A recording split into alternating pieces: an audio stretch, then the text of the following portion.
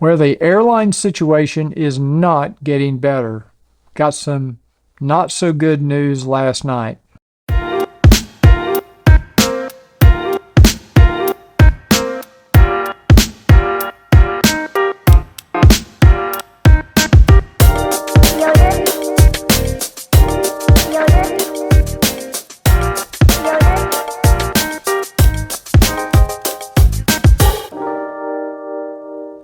Hey cruisers, welcome back to Cruise Report, July 18th, 2022. Now, in my last email, I kind of told you about what's going on with the airline situation.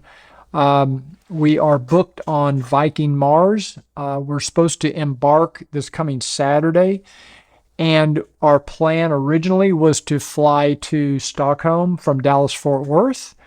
And our original reservation that we did book through Viking Air, through their air department, was, and this was a business class ticket or a business class round trip, was on SAS, which is Scandinavian Airlines. And I think we booked it just like a day or two before they went on strike. The pilots went on strike. So they've been canceling, or they've canceled thousands of flights since this strike occurred. We don't know if and when the strike will be resolved. Basically, Viking's air department, they've been working on this. I'm sure they're working around the clock. I've heard they've hired extra people to come in and help because they've got hundreds or thousands of passengers, guests that are trying to get home from Norway and Scandinavia, and this SAS thing has thrown a big wrench into everything. So not an admirable position for them. But I did get an email from our contact at Viking last night.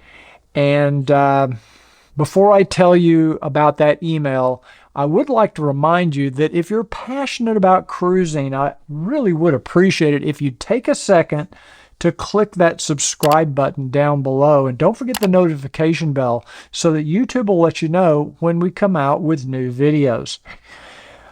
Okay, so I got the email from my contact at Viking stating that they had an alternative itinerary that they could book for us. A few days ago, I had received an email that they had an alternative itinerary, which was actually on Finnair. I think if you've read my blog on our website, I even talked about that possibility. We're very excited about that because Finnair flies nonstop from Dallas to Helsinki, and then there's like a 3 or 4 hour layover, 3-hour layover, and then Helsinki to Stockholm. It would have been a beautiful itinerary. Plus, Finnair has a brand new, these are like Airbus A350s with a new business class cabin. I mean, really looks like a nice product. So we were actually excited about that and hoping for the Finnair even instead of the Scandinavian. Unfortunately, we heard just a day or two after we were told about that, that those seats were no longer available. And unfortunately, the only thing that we were offered from Viking were flights on Iceland Air. And this would take us from Dallas-Fort Worth to Boston. And we actually would be flying JetBlue. We've never flown on JetBlue, but we'd be flying JetBlue from here. It's a small plane. It's an A220. I don't think I've ever flown on an A220. They don't actually have a business class.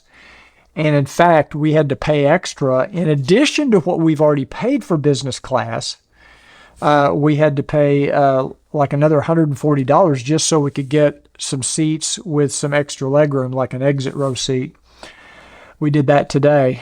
And we, once we get to Boston, we'll have like a 4 or 5 hour layover in Boston.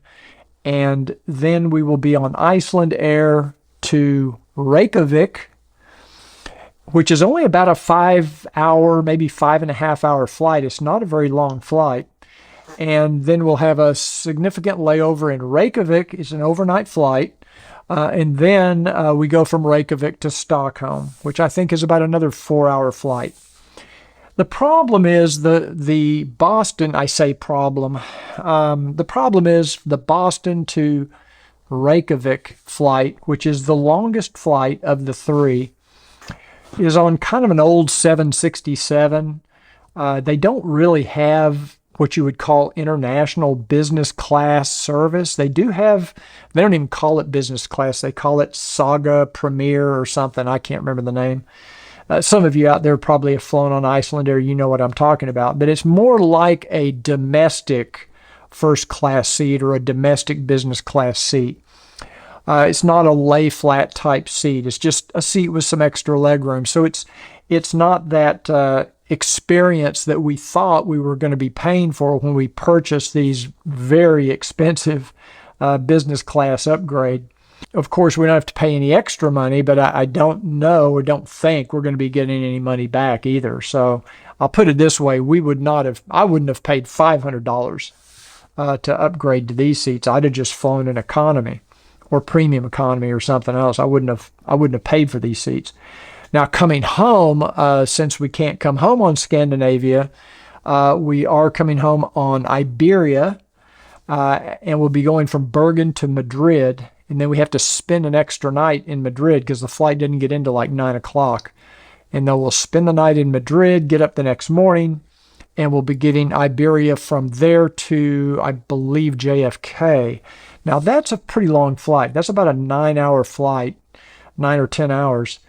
And that is actually operated by American Airlines. So that should be on like a newer 777.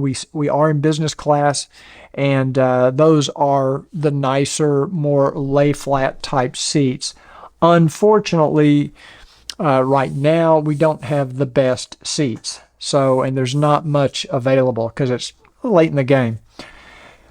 So anyway, this is not what we were hoping for. We were hoping, a week ago, we were hoping that we would get this Finnair thing would come through, but it didn't. So, it was just the luck of the draw. That's just the way it is. I don't think we're going to be getting any refund back for this Icelandair leg that's kind of disappointing. But that's okay. I mean, it is what it is. There's not much we can do about it. I'm not above bitching and complaining either. So I don't blame Viking for this. This is just a bad situation with airlines right now. What I can tell you, if you could learn anything from this experience, I would not spend a lot of money right now upgrading to business class, because you don't know when you pay for it what you're actually going to end up with, because you don't know if you're going to be on the airline that you think you're going to be on. You don't know if you're going to be on this type of aircraft that you think you're going to be on. And you just don't know. You don't know what you're going to get. Now, the good news is, because we're going to be changing planes 3 times before we get to Stockholm, thank God we shipped our luggage directly to Stockholm with luggage forward. And thank goodness we did that. DHL picked up our luggage last Tuesday. Believe it or not, we actually put air tags in our luggage so we could track the progress. Our luggage was in Stockholm on Thursday. Unbelievable. 2 days our luggage made it. Maybe we should just ship ourselves to Stockholm with DHL. Probably would be a lot easier flight. But nevertheless, the luggage is there. It's at the port waiting to be, once Viking Mars docks, they will deliver the luggage to our ship. And if it works like it has in the past, the next time we see our checked luggage, our big luggage, it'll be waiting for us in our stateroom when we board the ship. So hopefully that will happen.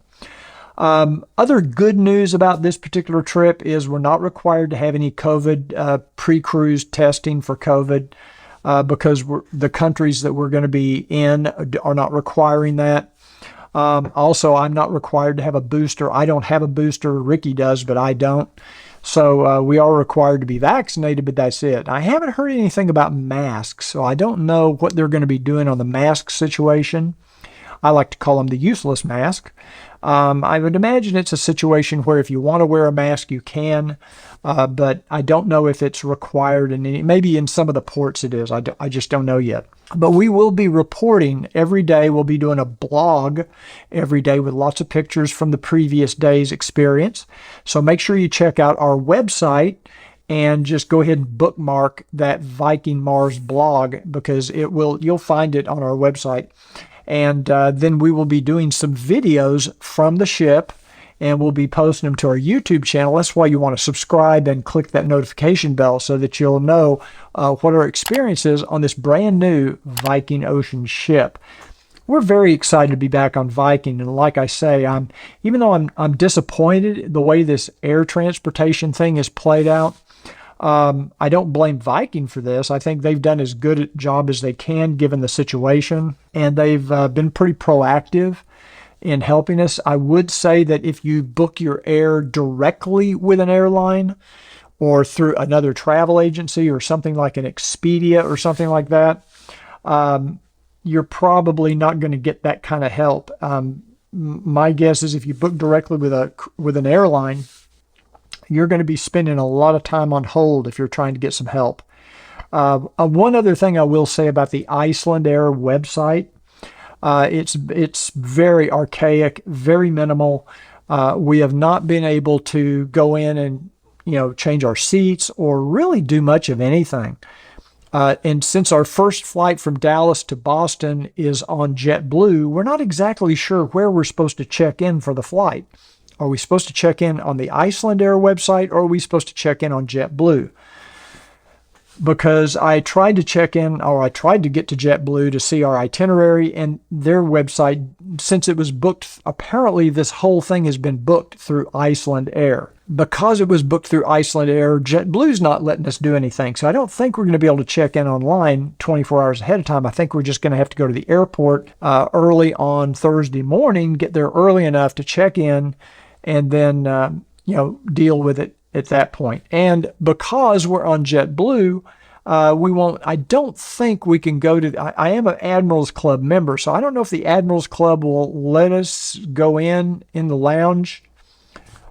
Since we're not flying on American. I don't know. I'm going to be doing some video reporting during this fiasco to kind of let you know how we're moving through this system and what's going on. So if you're interested in this sort of thing and what you have to look forward to flying right now for a cruise, maybe you'd be interested in watching that next video or that video. So anyway, if you have any comments or questions, please put it in the comment section down below. I do read every comment. I really appreciate your feedback and your input. And, hopefully this Thursday, it will all go smoothly. Yeah, that's going to happen. The airports, I'm sure, are going to be chaotic. We expect that. I may have to take a couple of Valium before we go. I don't know what to expect right now. Anyway, if you like this video, please click that like button. And just remember, right now is a really, really tough time for cruising and for travel. I mean, it's just a nightmare with the airline situation the way it is right now. But I will be updating you and let you know. Well, I'm sure once we get on the ship, all of this stuff is going to fade away for at least a couple of weeks till we have to do it again and come home. So anyway, thanks for joining me today, and smooth sailing.